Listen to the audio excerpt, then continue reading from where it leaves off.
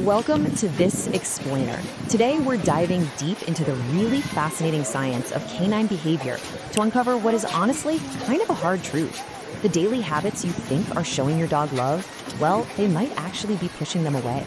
We all want to be the absolute best owners possible, but human instincts and dog instincts are often completely, wildly misaligned. Let's kick things off with a bit of a provocative reality check. Good intentions?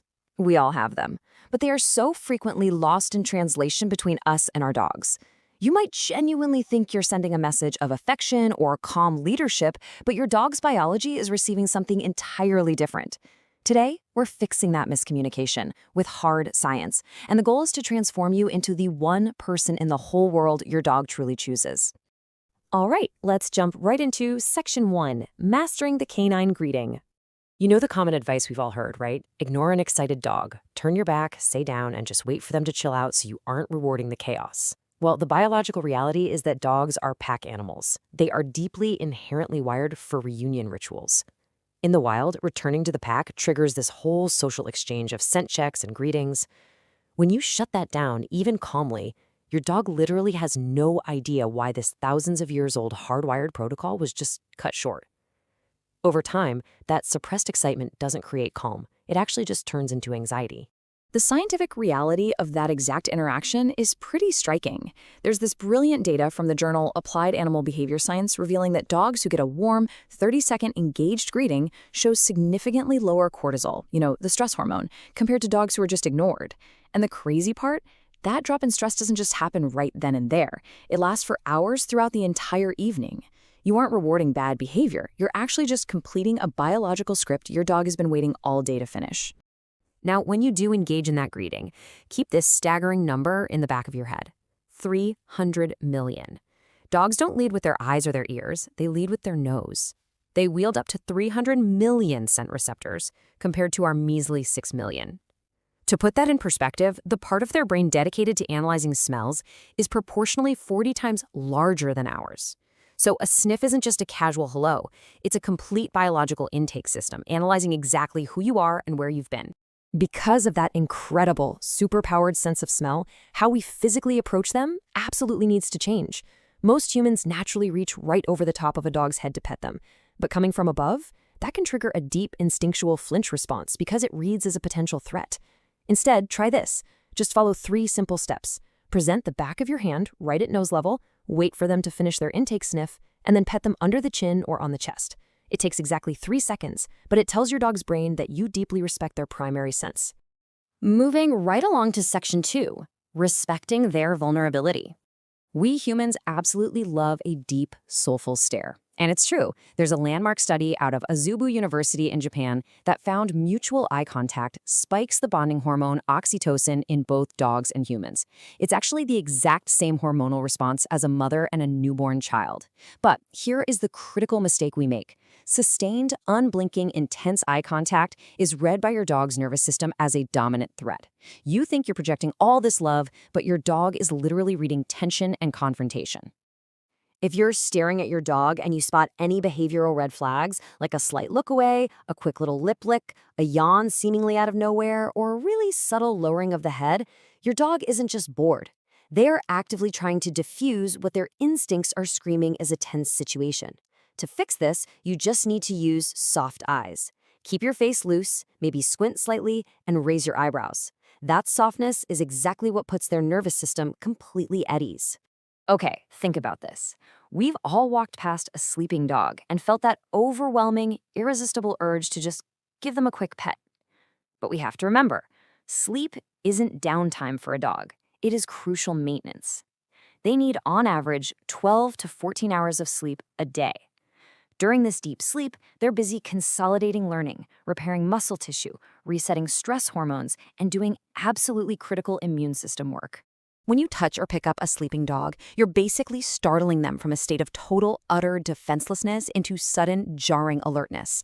Even if they open their eyes and immediately recognize you, something deeply neurological registers that their sleeping spot is suddenly slightly less safe.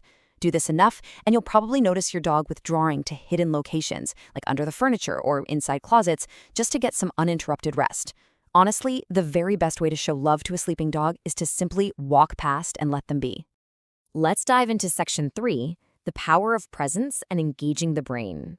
Did you know dogs are proximity animals? One of the most fundamental ways they express trust is literally just by choosing to be near you.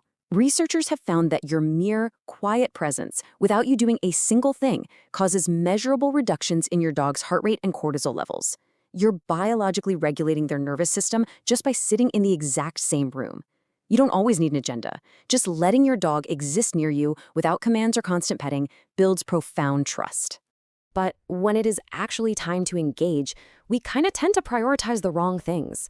There's this fascinating study from the University of Bristol that discovered dogs who received daily mental enrichment, think puzzle feeders or scent games, actually showed lower levels of stress hormones than dogs who only received physical exercise. Just let that sink in for a second.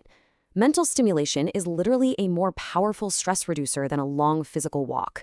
Dogs were bred to have jobs, to track things, to make decisions. They desperately crave that mental output. So the takeaway here is to start implementing daily mental habits. Take just 5 minutes a day to give their little problem-solving brains a job. You can hide small portions of their food around the house for a sniff game, teach them one new word or behavior a week, or simply use a slow puzzle bowl at mealtime.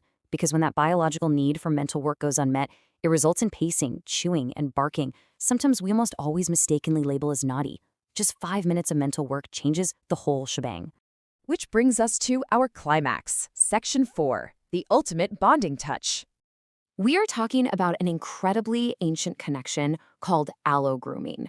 In the wild, pack members don't just groom each other randomly. They groom highly specific, totally exclusive areas that a dog absolutely cannot reach on their own, like the base of the ears, the back of the neck, and right between the shoulder blades. Because those spots are totally unreachable, touch there is exclusively reserved for completely trusted packmates.